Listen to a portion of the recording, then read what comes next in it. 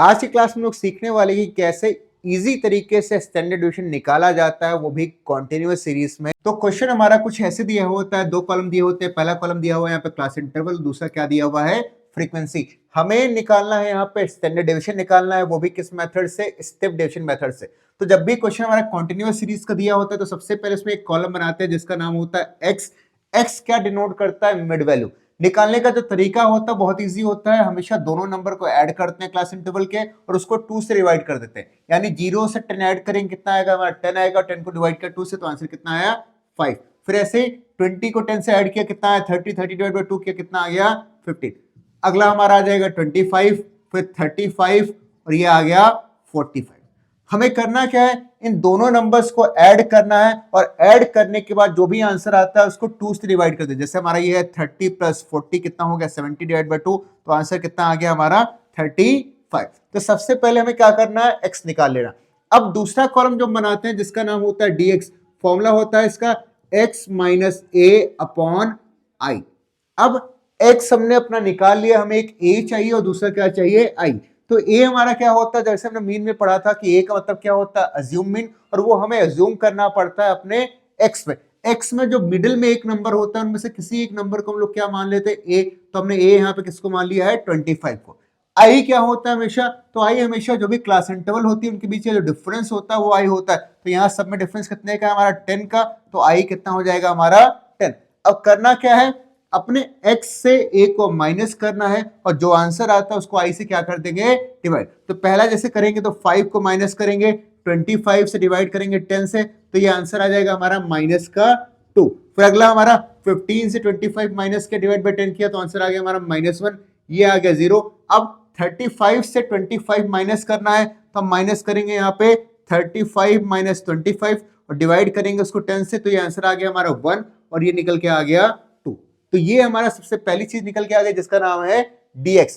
अब अगला कॉलम जो बनाते हैं वो बनता है हमारा dx का स्क्वायर। तो इसका स्क्वायर कर लो, 2 का स्क्वायर करेंगे तो ये कितना हो जाएगा 4। हमेशा ध्यान रखना कि जब भी किसी नंबर का स्क्वायर किया जाता है तो वहां पे जो माइनस का साइन होता है वो हट जाता है। अब आगे क्या, 1 का स्क्वायर कितना आ जाएगा 1, 0, ये 1 और ये 4। अब अगला कॉलम बनाएंगे जिसका नाम है हमारा fdx। fdx कैसे बनता है, हमारा जो भी हमने dx निकाला है उस dx को क्या करना होता है, फ्रीक्वेंसी से मल्टीप्लाई कर देते हैं। यानी जो हमारा f वाला कॉलम है उसको dx से क्या कर देंगे, मल्टीप्लाई। तो 8 को 2 से मल्टीप्लाई करेंगे तो कितना आ जाएगा, ये माइनस का 16। फिर 7 को 1 से मल्टीप्लाई किया तो आ गया माइनस का 7। 10 को 0 से मल्टीप्लाई किया तो कितना आ गया 0। 13 को 1 से मल्टीप्लाई किया तो कितना आ गया 13 और 12 को 2 से मल्टीप्लाई किया तो ये आ गया 24। अब एक कॉलम और बनता है जिसका नाम है हमारा fdx स्क्वायर। अब यहाँ पे एक ही ध्यान देने वाली बात ये होती है कि कॉलम का नाम है fdx स्क्वायर, बट यहाँ पे हम क्या करते हैं, इसका स्क्वायर नहीं करते। जैसे हमने क्या किया था कि dx निकाला था फिर उसका क्या कर दिया था, स्क्वायर कर दिया था।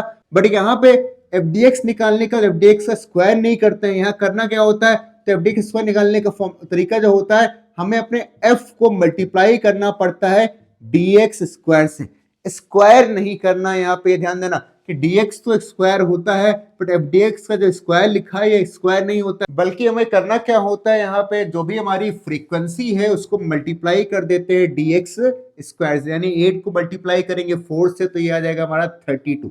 अगला हमारा 7 को मल्टीप्लाई किया 1 से तो ये आ गया 7। तीसरा 10 को मल्टीप्लाई किया 0 से तो ये आ गया 10। फिर 13 को मल्टीप्लाई किया 1 से तो ये आ गया 13 और लास्ट में 12 को मल्टीप्लाई किया 4 से तो ये आंसर आ गया हमारा 48। अब आगे हमें क्या करना है, ये सारे कॉलम्स हमारे बन के तैयार हो गए हैं। अब हमें जो भी कॉलम्स हमारे फॉर्मूले में यूज होते हैं उनका टोटल कर लेना होता है। तो सबसे पहले जो टोटल किया जाता है वो किसका किया जाता है, फ्रीक्वेंसी का। तो ये फ्रीक्वेंसी का हम लोग टोटल कर लेते हैं। अब आगे हमें एक टोटल और करना है, वो है fdx का। तो ये सिग्मा fdx निकाल लेते हैं। fdx निकालने का तरीका बताया था कि हमेशा सारे माइनस वाले नंबर्स को एक साथ ऐड कर लो और प्लस वाले नंबर्स को एक साथ ऐड कर लो, फिर दोनों को माइनस कर देते हैं। अब इस पूरे को जब सॉल्व करेंगे तो ये आंसर हमारा आ जाएगा प्लस का 40। अब आगे क्या करेंगे, अपने fdx स्क्वायर जो निकाला था उसका टोटल कर लेते हैं। तो उसका टोटल जो हमारा निकल के आ जाएगा वो निकल के आ जाएगा 100। अब हमारा जो फॉर्मूला होता है वो कुछ ऐसा होता है, पहले सबसे पहले अंडर रूट होता है और उसके अंदर होता है sigma fdx square upon sigma f minus sigma fdx upon sigma F का whole square multiplied by I. तो ये फॉर्मूला होता है हमारा सिंपल, एक ही कॉमन फॉर्मूला है जो इजी तरीके से हमारा कॉन्टिन्यूअस सीरीज में यूज होता है। हमने सारी वैल्यूज कैलकुलेट की थी, उन्हें बस फॉर्मूले में पुट कर देना है। तो सबसे पहला हमारा क्या आता है, एफ डी एक्स का स्क्वायर। अब देखो एक यहाँ पे एफ डी एक्स स्क्वायर है और एक यहाँ पे ब्रैकेट पे, तो ये जो हमारा पहला वाला है उसमें हम कौन सी वैल्यू डालते हैं, एफ डी एक्स स्क्वायर की वैल्यू डालते हैं। तो ये कितना आ जाएगा 100, डिवाइड कर दो सिग्मा एफ से, तो वो निकाला था हमने, कितना निकाला था 50, माइनस कर दो ब्रैकेट में सिग्मा एफ डी एक्स है, तो ये हमने निकाला था 14, डिवाइड कर दो सिग्मा एफ से, तो सिग्मा एफ कितना हमारा आया था 50, और ये पूरे का होल स्क्वायर और मल्टीप्लाइड बाई ये, और आई हमारा कितना था 10। अब आगे जब इसको सॉल्व करेंगे तो सॉल्व करने का तरीका क्या होता है, हमेशा इसको इससे डिवाइड कर दो, तो इसको इससे डिवाइड करेंगे तो आंसर हमारा कितना निकल के आ गया, 2 निकल के आ गया। अब यहाँ पे क्या करते हैं, इसको पहले इससे डिवाइड करते हैं और फिर जो आंसर आता है उस आंसर का होल स्क्वायर निकाल लेते हैं। 14 को 50 से डिवाइड किया तो आंसर हमारा आया 0.28, इसका स्क्वायर कर लेते हैं, तो जब स्क्वायर करना होता है तो उसी को उससे मल्टीप्लाई कर देंगे, तो ये आंसर आ जाएगा हमारा 0.0784। तो ये दूसरा नंबर हमारा निकल के आ गया 0.0784। बाहर रूट के बाहर हमारा कितना है 10।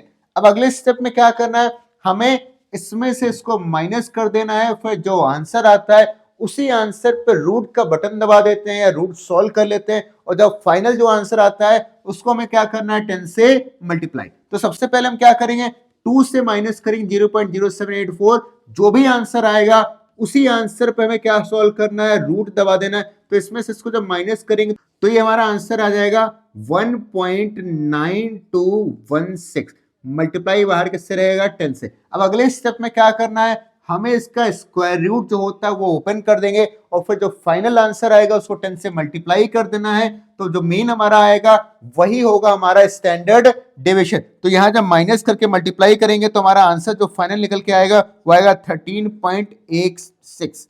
तो ये हमारा फाइनल स्टैंडर्ड डेविएशन निकल के आ गया। ये तरीका होता है इजी तरीके से स्टैंडर्ड डेविएशन निकालने का। अगली क्लास में लोग पढ़ेंगे कि कैसे हम लोग मीन डेविएशन निकालते हैं और कैसे क्वार्टाइल डेविएशन निकाला जाता है।